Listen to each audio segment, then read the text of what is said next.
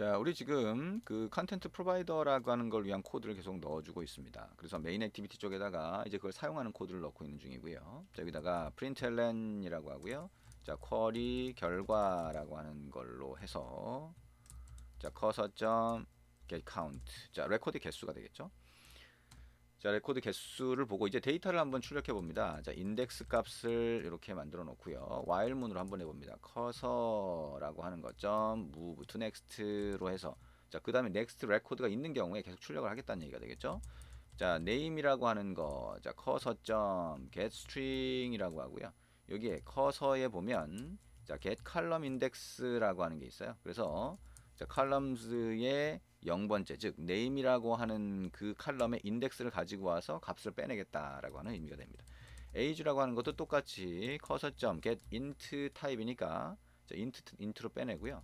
자, cursor get column index 그 다음에 columns의 1 이렇게 됩니다.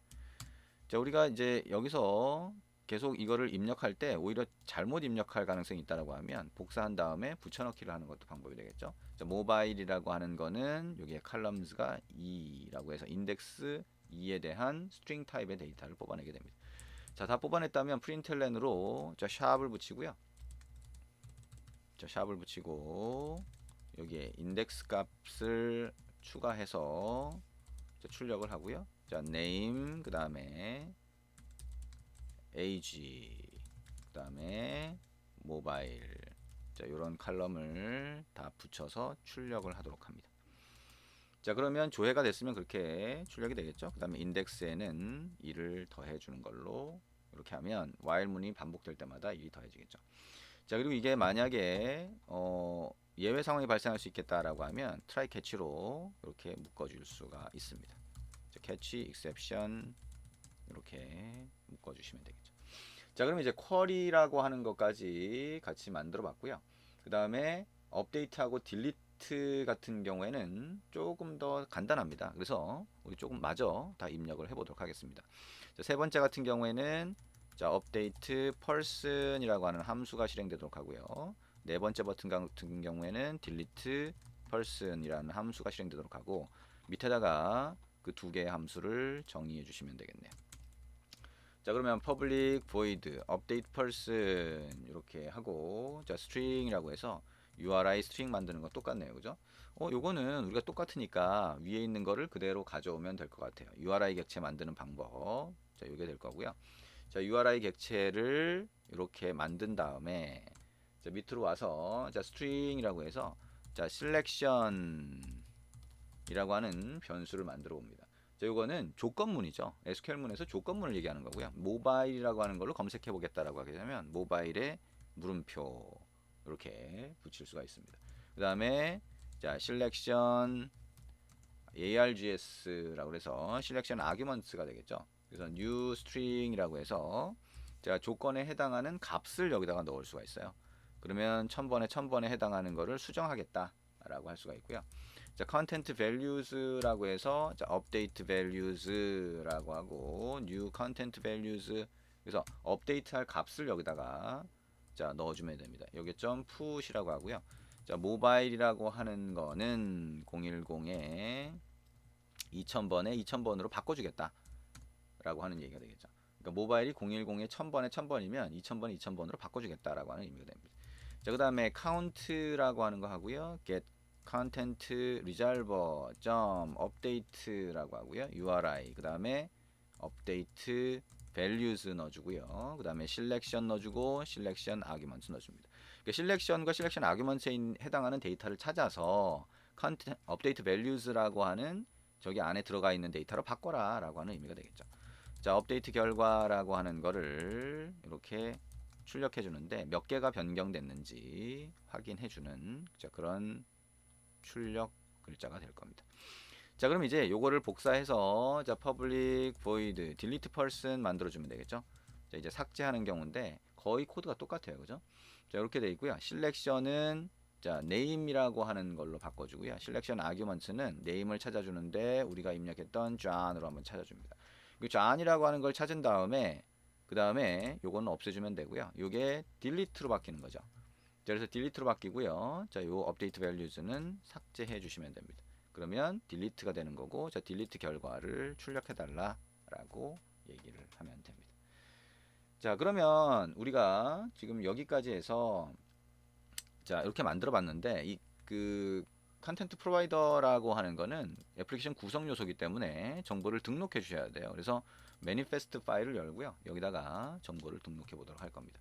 자, 일단 자, 퍼미션이라고 하는 걸 먼저 정의를 해 봅니다. 퍼미션, 퍼미션도 정의를 해야 되는구나 라고 하는 거 생각을 하시면 되고요.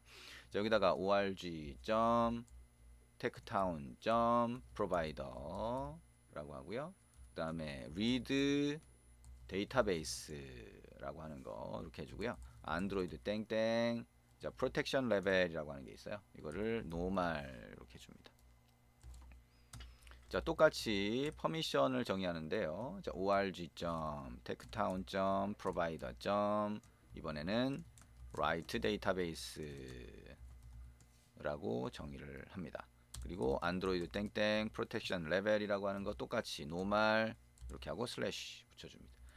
자, 그리고 이 애플리케이션 태그 안쪽에다가 우리 자, 프로바이더 태그를 이제 추가할 수가 있어요. 액티비티라고 하는 거 아래쪽에다 한번 넣어볼게요. 자, 프로바이더라고 하는 태그 넣고요. authorities라고 있는데 우리 org.techtown.provider를 authority로 했었잖아요, 그죠? 그래서 이렇게 넣고요. name이라고 하는 거에는 .person provider라고 해서 우리 프로바이더 클래스 만든 거 지정을 해줍니다. 안드로이드 땡땡 exported라고 하는 거는 true로 해주고요. 그 다음에 자, read permission이라고 하는 속성이 있어요. 요거는 아까 위에서 해준 것처럼 org.techtown.provider. 자, read database 이렇게 지정을 해줍니다. 그 다음에 안드로이드 땡땡 write permission이라고 하는 거는 org.techtown.provider. write database 이렇게 해주시면 되겠죠. 자, 여기까지 하고 이렇게 추가를 해주도록 합니다. 자, 그러면 이제 매니페스트까지 넣어줬고요. 자, 그러면 이제 한번 실행을 해볼 단계가 됐네요. 자, 에뮬레이터를 실행을 하고 정상적으로 동작하는지 한번 확인을 해보도록 하겠습니다. 자, 에뮬레이터가 실행이 되면 자, 앱을 실행을 해서 화면이 정상적으로 보이는지 보고 각각의 버튼을 눌러서 한번 동작을 시켜보도록 할게요. 자, 앱을 한번 실행을 하고요. 자, 우리 코드가 좀 많기 때문에 입력을 하다가 좀 오류가 생길 수도 있겠죠. 그래서 그거는 여러분 잘 보시면서 확인을 해 보시면 됩니다. 자, 우리 테스트하는 거 자, 화면이 떴죠. 그래서 자, 인서트 버튼 한번 눌러볼까요? 자, 그랬더니 어떻게 나와요? 인서트 펄슨 호출됨이라고 하고 인서트 결과에 자, 컨텐트 URI가 보이고 맨 마지막에 1이 나오죠. 한번 더 눌러보면 2가 나옵니다. 이런 식으로 데이터베이스에 추가된 다음에 컨텐트 URI라고 하는 게 만들어지는구나. 그죠? 자, 만들어진다기보다는 자, 이렇게 조회할 수 있다는 걸 우리가 알게 되는 건데 어쨌든 이런 식으로 1, 2, 3, 4에서 레코드를 우리가 접근할 수 있다라고 하는 것까지 알 수가 있습니다. 자, 그럼 이제 쿼리라고 하는 거 한번 눌러볼까요? 그랬더니 어떻게 돼요? 오, 조회가 되네요. 그죠? 우리가 데이터베이스에 들어가 있는 게 컨텐트 리졸버를 통해서 그 다음에 컨텐트 프로바이더를 접근하고 컨텐트 프로바이더에서 데이터베이스 접근해서 가져온 겁니다. 업데이트 눌러서 다시 해놓고 쿼리를 다시 눌러보면 이렇게 바뀐 걸 볼 수가 있죠. 전화번호가 바뀐 겁니다. 자, 이제 딜리트 누르고 다시 쿼리 해보면 결과가 0으로 나오죠. 완벽하네요. 그죠? 자, 컨텐트 프로바이더를 통해서 우리가 만들었던 데이터베이스 기능을 그대로 접근할 수 있다. 근데 우리가 코드가 좀 많았어요. 그죠? 코드가 많아서 특히나 이 프로바이더라고 하는 거에는 우리가 좀 이해하기 힘든 그런 게 처음에 입력이 됐었죠. 그래서 자, 여기 보면 우리 자, onCreate에서 데이터베이스 헬퍼 객체를 만들었고 getType에서 보면 URI matcher라고 하는 걸 통해서 자, URI 값을 받으면 그러면 그거를 이렇게 돌려준다라고 하는 거 했었고요. 인서트 같은 경우에는 데이터베이스 객체에 인서트를 해서 실제 데이터베이스를 접근해서 인서트를 하는데 그때 우리 전달받은 값으로 자, 우리 인서트를 하고 그 다음에 거기다가 새로운 URI를 하나 만들어서 리턴을 해주더라. 그죠? 쿼리 같은 경우에는 데이터베이스에서 쿼리를 한 다음에 커서 쪽에다가 반영을 해주고 그 다음에 커서를 리턴해 주더라 라고 하는 거. 자, 이런 내용들 우리가 볼 수가 있었어요. 자, 한번 실행되는 걸 보고 나서 이 코드를 다시 보니까 좀 느낌이 새롭지 않나요? 자, 이렇게 컨텐트 프로바이더라고 하는 걸 정의하고 컨텐트 리졸버를 통해서 접근할 수 있다라고 하는 거 잘 생각을 하시면 됩니다.